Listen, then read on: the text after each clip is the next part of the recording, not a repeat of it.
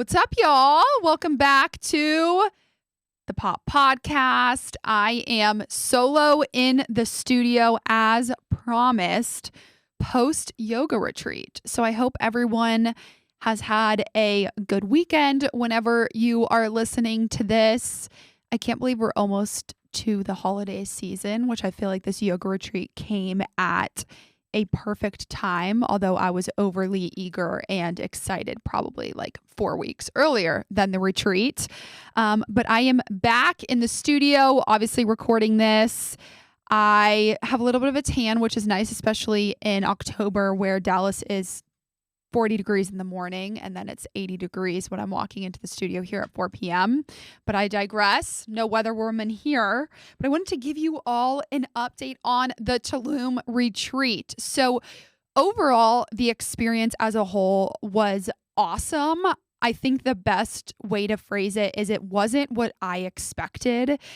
And I think that's just how life works. And I'm going to dive into a lot of little things throughout the retreat. But I went in with a very specific vision on what I thought the outcome of this retreat was going to be.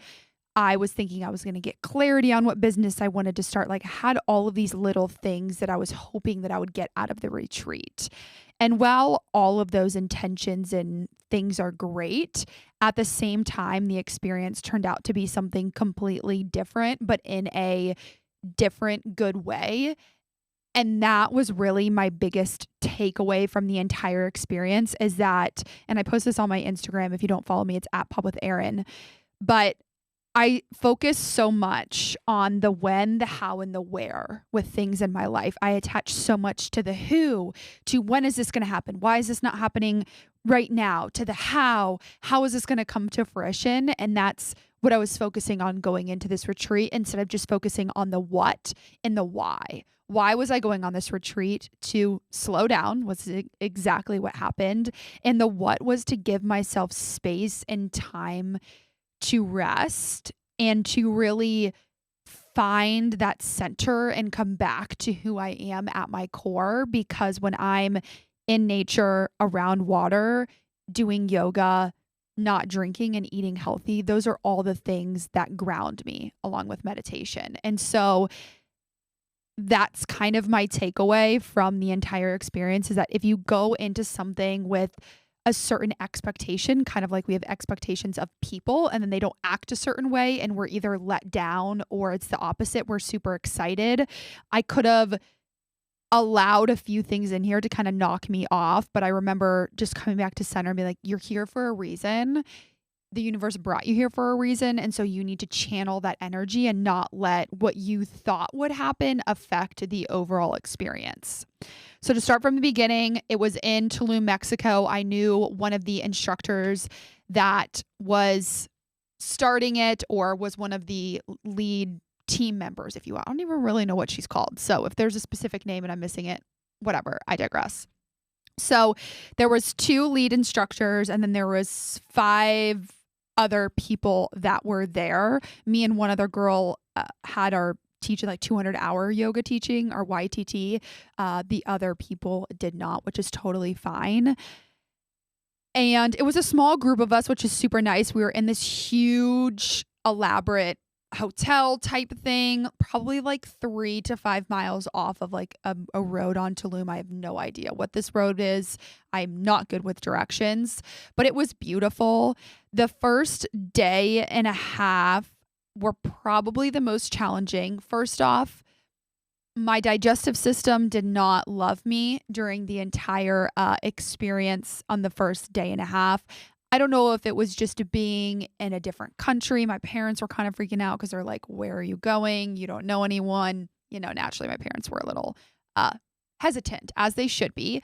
So I think it was just a lot of stress. And then my digestive system took the slowing down quite literally into my body. So I was not feeling well probably for the first day and a half.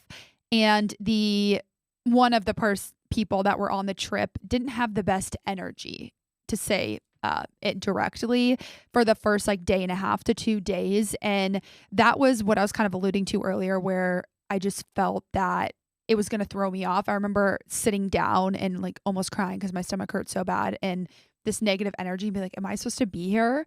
And 24 hours later, I was sitting down in the exact same spot in my room and everything had shifted. And so it was kind of that reminder that even if something isn't going your direction at the beginning, it doesn't necessarily mean that it's not for you.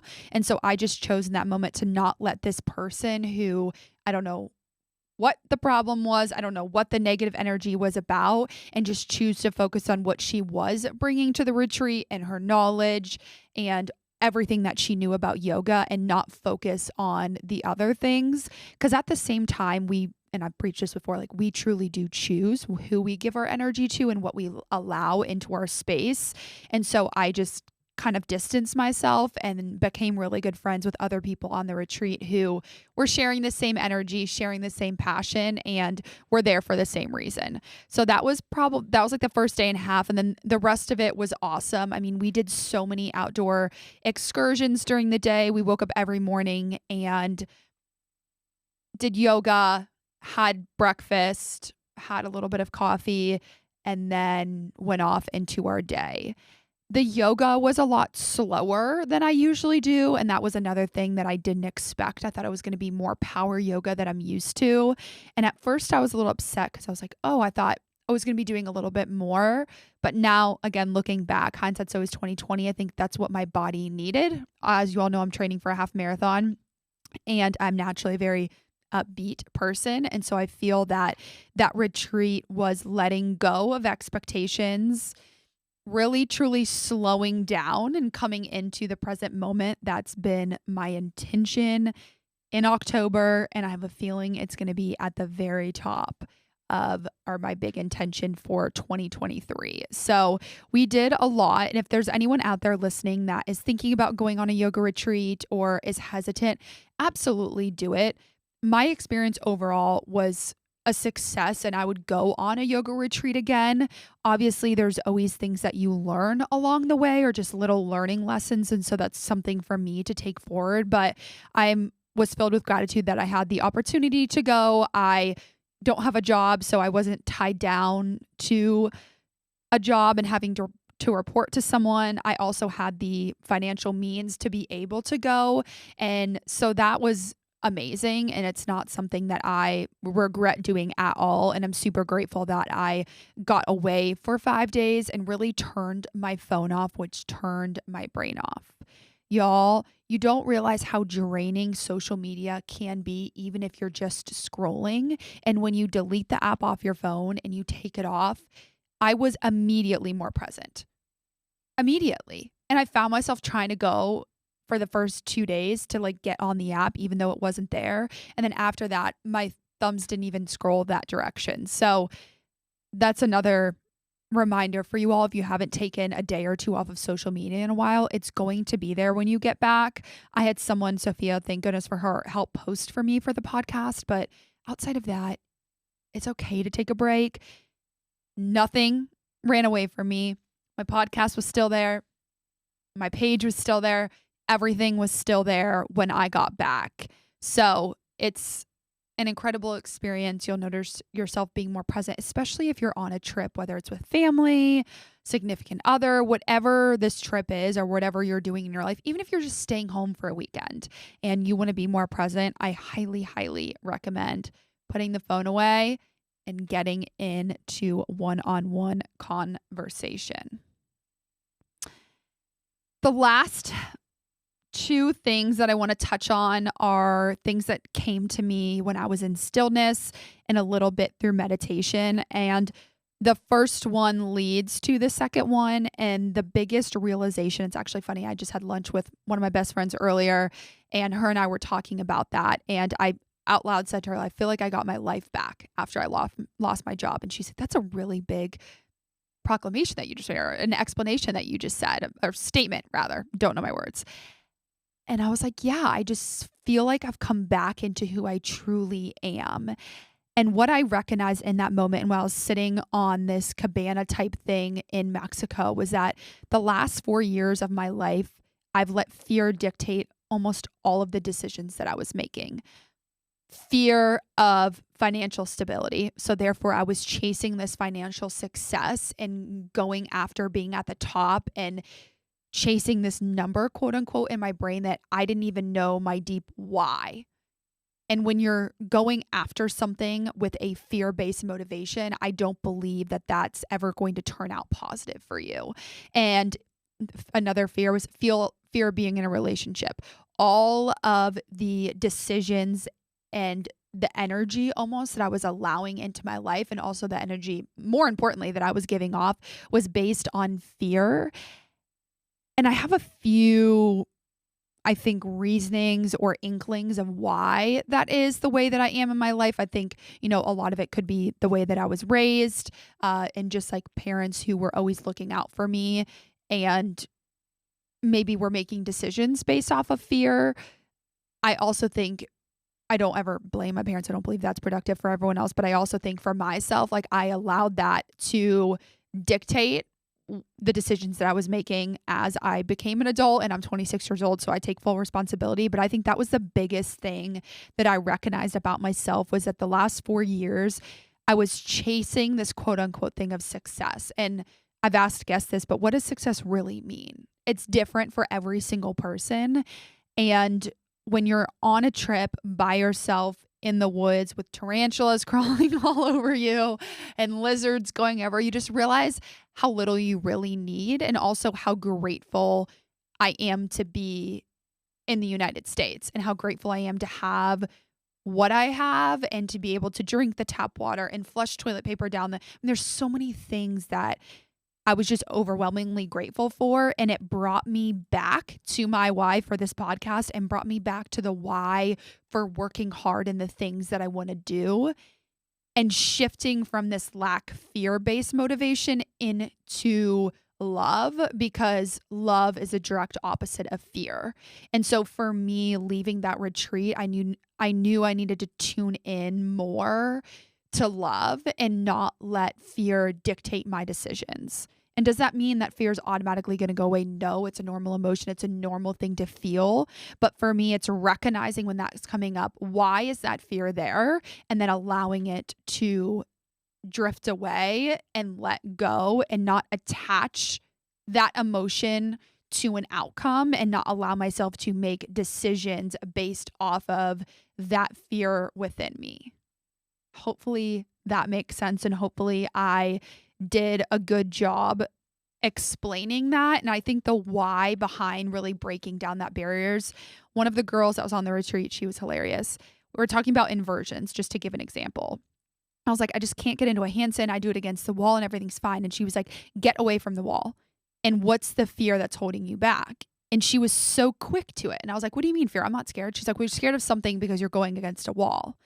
And it was that one example that lit a light bulb in my head. I'm like, that is it.